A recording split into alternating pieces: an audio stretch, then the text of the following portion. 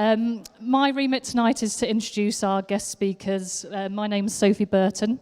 I work for Sport Hampshire and Isle of Wight. I'm on the national CSP NGB Leads group, and I've been asked with that remit in mind to introduce our guest speakers, who I will do so in a minute. From a national governing body CSP Leads point of view, our work is largely centred around working with national governing bodies, helping them to understand very much the value of the CSP network and the role that we can play in making sure they use us to land their products and maximise us to exploit the opportunities to maximum effect. So I think we're doing that, and we are doing it very well. What we've started to do more recently is make sure that we embed the work that we do at a local level in with the national team at national governing body level as well. Because in some instances, there's a slight disconnect between how we're received with local officers, NGB-wise, and the perception of national officers within NGBs. So we just want to make sure that we're very well positioned and that we are the go-to people for national governing bodies to land products and services at a local level. Without further ado, I will introduce our guest speakers. Steve Grainger, MBE, will speak. His background in sports development speaks for itself. Local authority, National Coaching Foundation, Youth Sport Trust, and now obviously with a national governing body. And also another guest speaker hovering behind me, Sarah Hunter, NBE. Although the campaign's not aimed at Sarah herself, I think it's safe to say that this girl can. And this girl actually has. She's gone on to win the Rugby World Cup, a phenomenal experience, and I'm sure she'll tell us a bit more about it. So without further ado, I will hand over to Steve and Sarah, who'll tell you a bit more about themselves.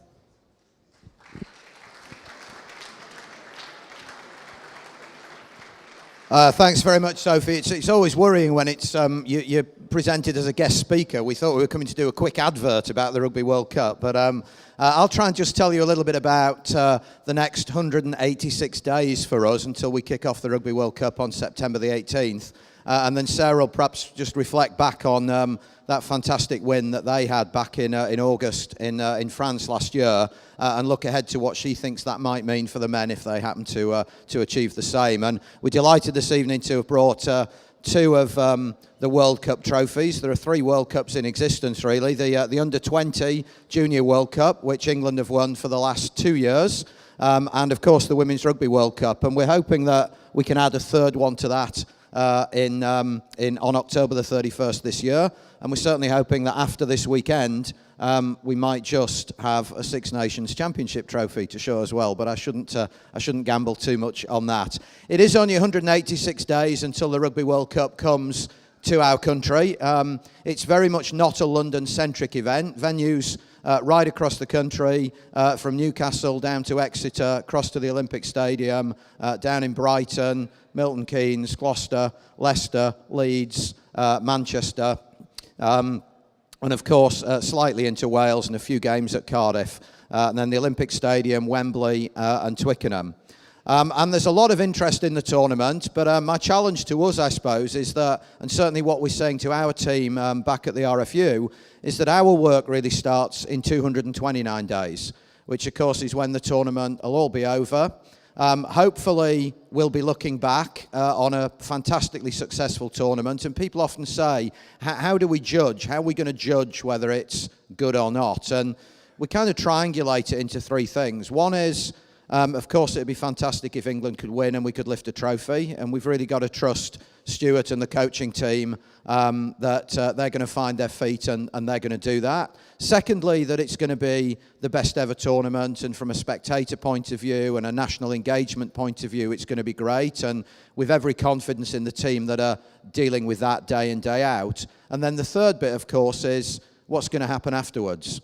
And we really haven't sat on our laurels. We've been working away for the last 2.5 years on a 3-year, what we've called our Lead Up and Legacy Plan. And we've published an annual report each year. We've been very focused and very committed in terms of the things and the areas where we think we can make a difference.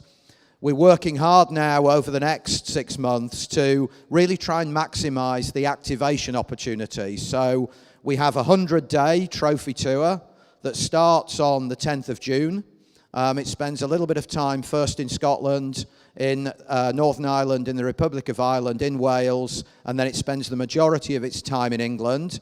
And just as a reminder, 100 days, that's 30 days longer than the torch relay was for the Olympics in 2012. So it's a massive opportunity. It'll go into every geographic area of the country, into schools, into colleges, into universities, into rugby clubs, into local communities.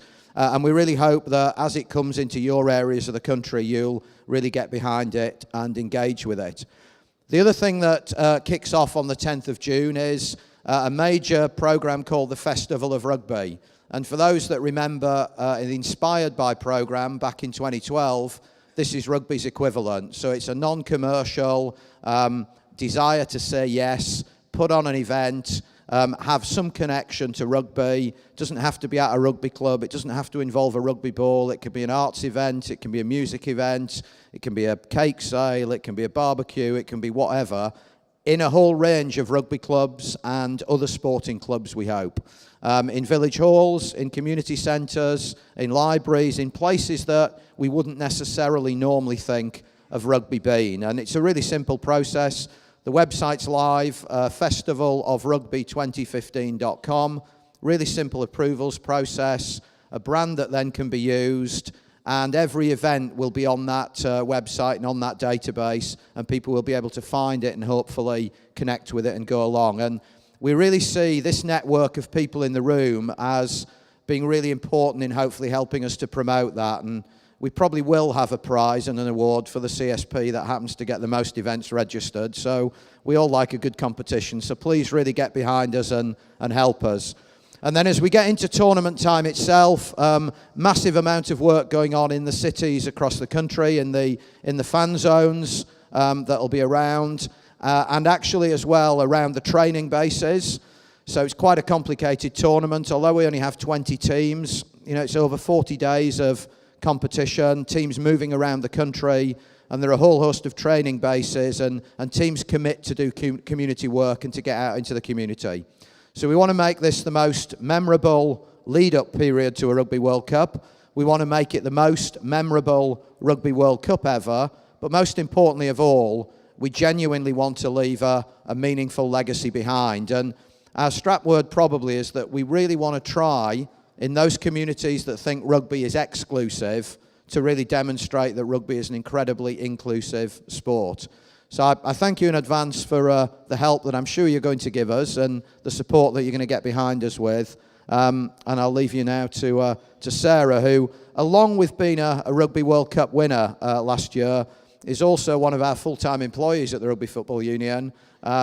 She didn't take the chance of going to Sevens, stuck with us instead, does a fantastic job as one of our university rugby development officers. So those in the southwest here, if out in universities, will maybe regularly see Sarah doing all that persuasive work to get more students engaged in our great game. Sarah.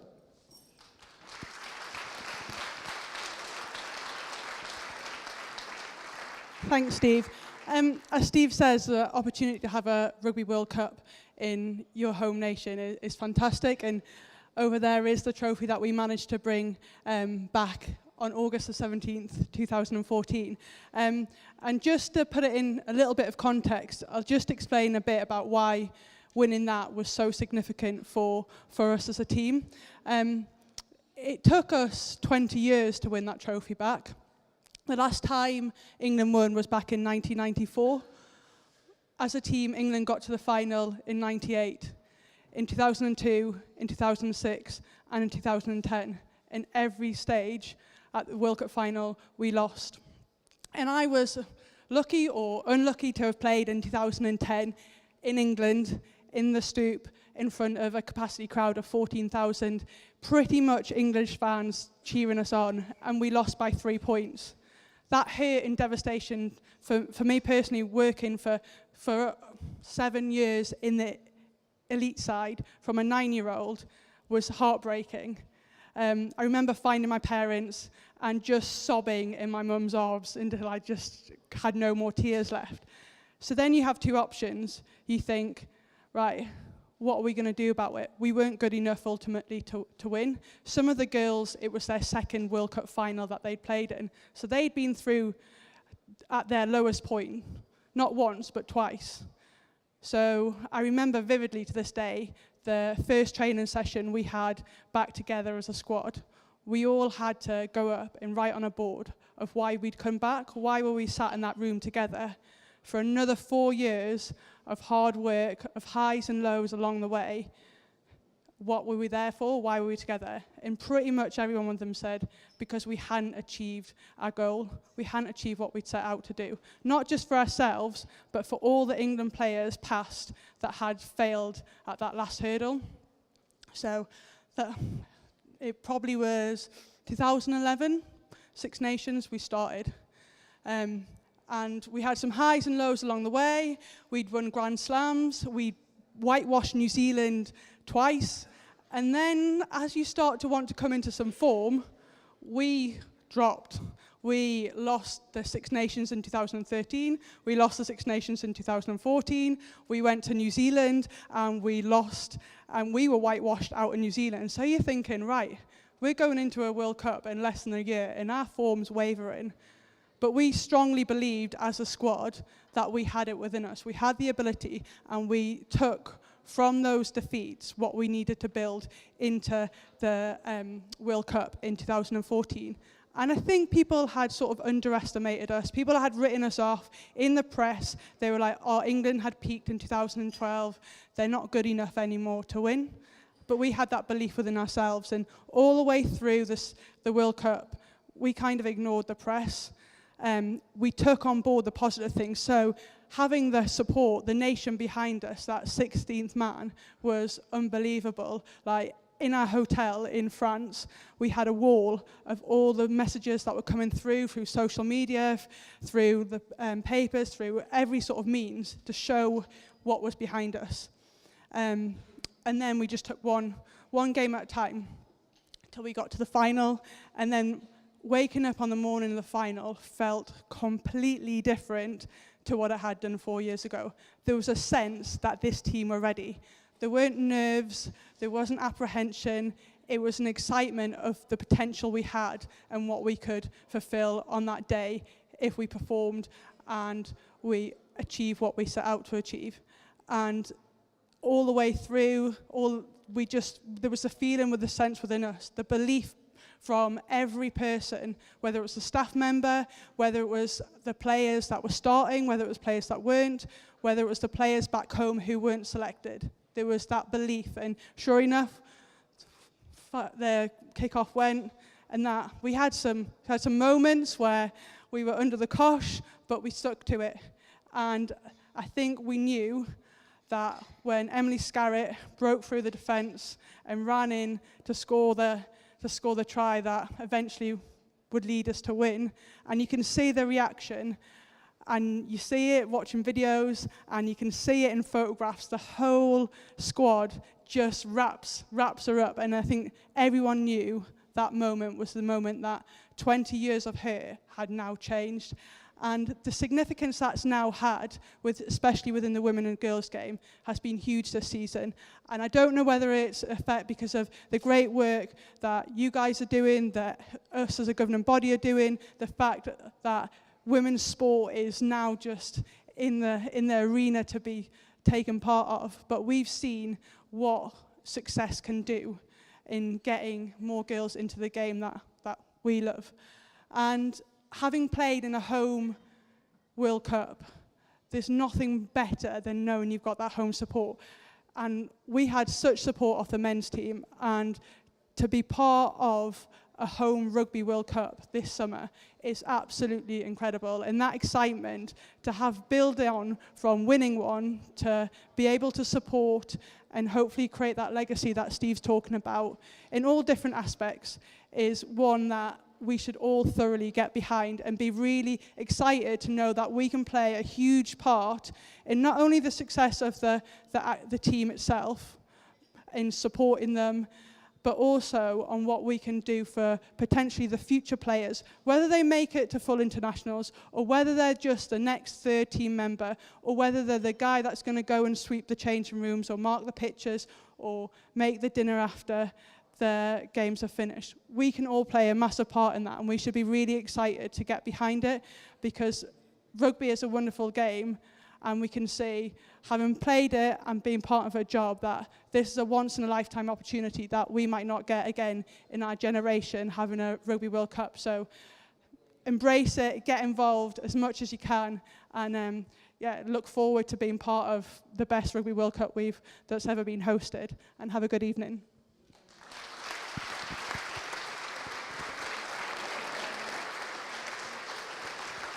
Obviously, I'd like to thank Steve and Sarah for their input there. I think they've really conveyed the excitement that this year is going to bring in the context of rugby. There's also a challenge there for us as CSPs, and I genuinely think we can rise to that challenge. Yes, absolutely, we can get behind promoting opportunities, but more than that, I think we can get involved in delivering some of those opportunities. So certainly go back, have those conversations with your rugby development officers, and I guess more importantly than conversation, make sure you turn that conversation into collaboration. So opportunities to develop actions, and from those actions we can obviously demonstrate the impact that we can have as CSPs. So an incredibly exciting year. Let's get behind rugby, get behind these guys, and make it a year of success. As Sarah said, there's an opportunity to go and have a look at the trophies and a picture if you so wish. The trophies are down to my right, your left. Sarah will be here if you've got any questions, and equally I'm sure she'll sign autographs if you need her to. So enjoy the night. From here, ladies and gentlemen.